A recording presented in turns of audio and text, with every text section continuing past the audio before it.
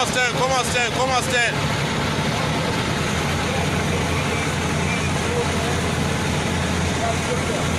Hey, what's going on, everybody? My name is Jay and welcome to The Ship Life. So yesterday, a massive oil tanker known as the Trinity Spirit, carrying up to 50,000 barrels of oil, exploded off the coast of Nigeria. As you saw in the video, there's thick black smoke literally everywhere, and the ship does unfortunately appear to be sinking into the sea. Now, we don't know much about the situation. The explosion is unknown. However, we do know that there were 10 crew members apparently on board working on this specific ship, the Trinity Spirit. Thankfully, at least according to the owner, everybody was able to get off, and there's been no reports of any injuries or fatalities on board the Trinity Spirit. Now, at the moment, you do have local authorities, even local fishermen, as well as oil giant Chevron that's trying to put out the flames. However, unfortunately, when it comes to situations like this, it's never good no matter what way you look at it. So in the event that you weren't aware, this year alone in 2022, there's already been 3 major oil spills, making this one the 4th. There is no telling exactly how bad this is going to get, but like I said, situations like this never work out in a positive way. It always ends up killing marine life